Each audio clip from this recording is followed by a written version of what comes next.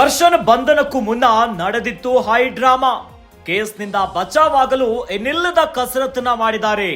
ಪ್ರಭಾವಿಗಳನ್ನ ಸಂಪರ್ಕಿಸಿದ್ದ challenging star Darshan ವಿಚಾರವನ್ನ CM ಮತ್ತು ಡಿಸಿಎಂಗೂ ತಿಳಿಸಿದ್ದ officers. Darshan ಒತ್ತಡಕ್ಕೆ ಮಣಿಯದಿರಲು ಸಿಎಂ ಡಿಸಿಎಂ ತೀರ್ಮಾನವನ್ನ ಮಾಡಿದ್ರು. ಒತ್ತಡಕ್ಕೆ ಮಣಿದ್ರೆ ಸರ್ಕಾರಕ್ಕೆ ಕೆಟ್ಟ ಹೆಸರು ಎಂಬ ಭಯ, ಅಲ್ಲದೆ ವಿಪಕ್ಷಗಳಿಗೂ ಆಹಾರವಾಗುವ ಭೀತಿ ಇತ್ತು. ಹೀಗಾಗಿ ನಿಷ್ಪಕ್ಷಪಾತ ತನಿಖೆಗೆ ಸಿದ್ದು ಡಿಕೆಶಿ ಸೂಚನೆ. ಪೊಲೀಸರಿಗೆ ಫ್ರೀ ಹ್ಯಾಂಡ್ ಕೊಟ್ಟ ಸಿಎಂ ಸಿದ್ದರಾಮಯ್ಯ. ಇದರಿಂದ ಸರ್ಕಾರಕ್ಕೆ ಹಿನ್ನಡೆ ಆಗಬಹುದಾ ಎಂಬುವಂತ ಪ್ರಶ್ನೆ. ಹೀಗಾಗಿ ಚಿತ್ರರಂಗದ ಹಿರಿಯರ ಅಭಿಪ್ರಾಯ ಕೇಳಿದ್ರಂತೆ ಡಿಕೆಶಿ. ಸ್ಯಾಂಡಲ್ವುಡ್ ಹಿರಿಯರ ಅಭಿಪ್ರಾಯದ ಬಳಿಕ ಸರ್ಕಾರದಿಂದ ಆಕ್ಷನ್. ರೇಣುಕಾಸ್ವಾಮಿ ಹತ್ಯೆ ಪ್ರಕರಣದಲ್ಲಿ ದರ್ಶನ್ ಸೇರಿದಂತೆ 13 ಮಂದಿ ಆರೋಪಿಗಳು ಈಗಾಗಲೇ ಪೊಲೀಸ್ ಕಸ್ಟಡಿಯಲ್ಲಿದ್ದಾರೆ.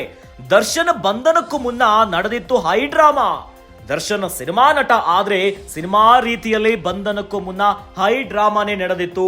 ಕೇಸ್ನಿಂದ ಬಚಾವಾಗಲು ಎನ್ನಿಲ್ಲದ ಕಸರತ್ತನ್ನ ಮಾಡಲಾಗಿದೆ.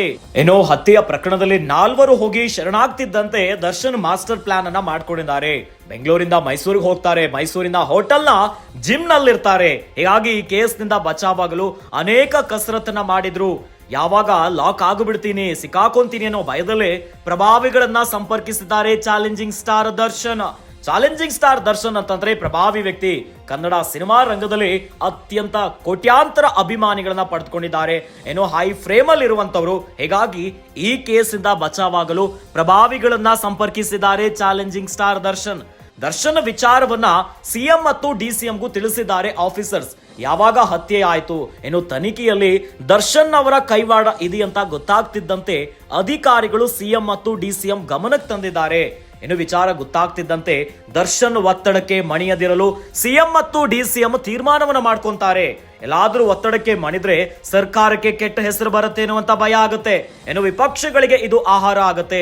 ಈಗಾಗಲೇ ಸರ್ಕಾರಕ್ಕೆ ಏನಾದ್ರೂ ಸಮಸ್ಯೆ ಆಗಿಬಿಟ್ರೆ ಮುಂದೇನು ಎನ್ನುವಂತ ಭಯಗಳಿಂದ ಹೀಗಾಗಿ ಯಾವುದೇ ಒತ್ತಡಕ್ಕೂ ಮಣಿಬಾರದು. ಹೀಗಾಗಿ ಪಕ್ಷಪಾತವಿಲ್ಲದೆ ತನಿಖೆಗೆ ಸಿಎಂ ಮತ್ತು ಡಿಸಿಎಂ ಅವರು ಸೂಚನೆಯನ್ನ ಕೊಡ್ತಾರೆ. ಕಾನೂನು ಪ್ರಕಾರವಾಗಿ ಏನು ತನಿಖೆ ಆಗಬೇಕು, ಈ ನೆಲದ ಕಾನೂನು ಏನು ಹೇಳುತ್ತೆ, ಹೀಗಾಗಿ ಅದರಂತೆ ತನಿಖೆ ಆಗ್ಲಿ ಅಂತ ಗ್ರೀನ್ ಸಿಗ್ನಲ್ ಅನ್ನ ಕೊಡ್ತಾರೆ ಸಿಎಂ ಮತ್ತು ಡಿಸಿಎಂ. ಪೊಲೀಸರಿಗೆ ಫ್ರೀ ಹ್ಯಾಂಡ್ ಅನ್ನ ಕೊಡ್ತಾರೆ ಸಿಎಂ ಸಿದ್ದರಾಮಯ್ಯ. ಕಾನೂನು ಪ್ರಕಾರವಾಗಿ ನೀವು ಯಾವ ರೀತಿ ತನಿಖೆ ಮಾಡಬೇಕು ವಿಚಾರಣೆಯನ್ನ ಮಾಡಿ, ಯಾವುದೇ ರೀತಿಯಾದಂತಹ ಒತ್ತಡಕ್ಕೆ ಮಣಿಯೋದು ಬೇಡ. ಎಲ್ಲಾದ್ರೂ ಮಣಿದ್ರೆ ಸರ್ಕಾರಕ್ಕೆ ಕೆಟ್ಟ ಹೆಸರು ಬರುತ್ತೆ. ಹೀಗಾಗಿ ನಟ ದರ್ಶನ್ ಅವರ ಈ ಹತ್ಯೆ ಪ್ರಕರಣ ಏನಿದೆ, ಸರ್ಕಾರ ಕಂಪ್ಲೀಟ್ ಫ್ರೀ ಹ್ಯಾಂಡ್ ಅನ್ನ ಕೊಟ್ಟಿದೆ ಪೊಲೀಸರಿಗೆ. ಹೀಗಾಗಿ ಪೊಲೀಸರು ಹೈ ಅಲರ್ಟ್ ಆಗಿ ದರ್ಶನ್ ಅನ್ನ ಬಂಧನ ಮಾಡಿದ್ದಾರೆ. ಇದಕ್ಕೂ ಮುನ್ನ ಚಿತ್ರರಂಗದ ಹಿರಿಯರ ಅಭಿಪ್ರಾಯವನ್ನ ಕೇಳಿದ್ರಂತೆ ಡಿಕೆಶಿ ಅವರು. ಏನಾಗುತ್ತೆ, ಯಾಕಂದ್ರೆ ಹೈ ಪ್ರೊಫೈಲ್ ಕೇಸ್ ಇದೆ, ಯಾವ ರೀತಿಯಾಗೂ ಕೂಡ ಇದರಲ್ಲಿ ನಿರ್ಲಕ್ಷ್ಯ ಮಾಡುವಂತ ಪ್ರಶ್ನೆ ಇಲ್ಲ. ಹೀಗಾಗಿ ಚಿತ್ರರಂಗದ ಹಿರಿಯರ ಅಭಿಪ್ರಾಯವನ್ನ ಕೇಳಿದ್ರಂತೆ ಡಿಕೆಶಿ. ಸ್ಯಾಂಡಲ್ವುಡ್ ಹಿರಿಯರ ಅಭಿಪ್ರಾಯದ ಬಳಿಕ ಸರ್ಕಾರದಿಂದ ಆಕ್ಷನ್ ಆಗಿದೆ.